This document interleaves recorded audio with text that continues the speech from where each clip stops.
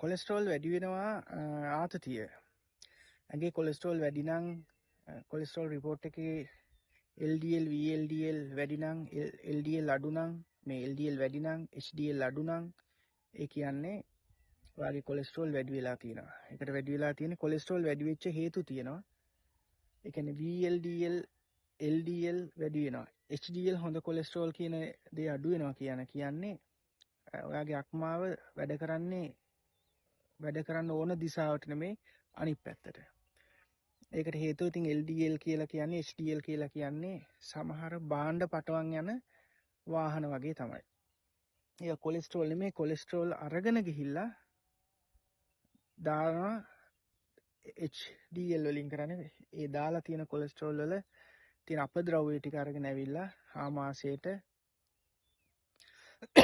අක්මාවට දාලා ඒකට පිත නිෂ්පාදනය කරලා ඒක ජීර්ණය කරලා දාන එක තමයි මේ ක්‍රියාව සිද්ධ වෙන්නේ. එතකොට ඔයාලගේ LDL වැඩි නම් ඔයගොල්ලෝ කරන්න ඕන ව්‍යායාම කරන්න, කෑම පාලනය කරන්න.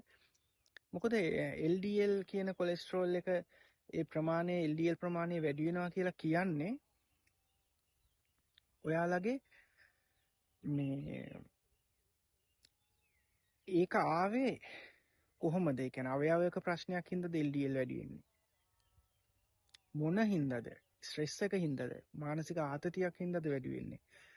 මේක කොලෙස්ටරෝල් රිපෝට් එකකින් හොයන්න බෑ. මේවට වෙනම රිපෝට් තියෙනවා ගන්න. ඒවා ටිකක් මිල අධික වෙලා තියෙනවා.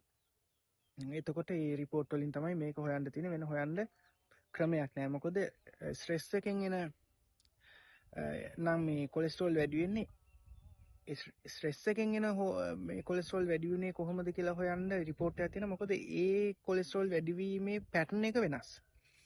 අවයවයක ප්‍රශ්නයක් වෙලා කොලෙස්ටරෝල් වැඩි වෙන එකේ පැටර්න් එක වෙනස්.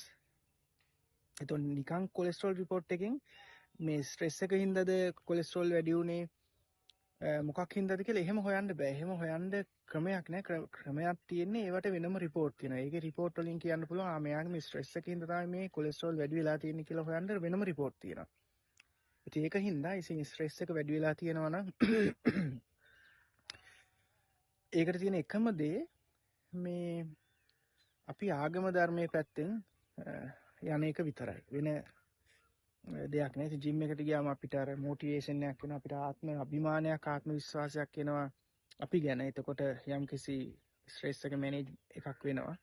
ඒක තව දෙයක් තමයි දැන් මේ මං ඉන්න හරිය මේ තනකොළ වැවිලා තියෙනවා. මේ කටුව නම් මොකුත් නම් මෙතන නෑ.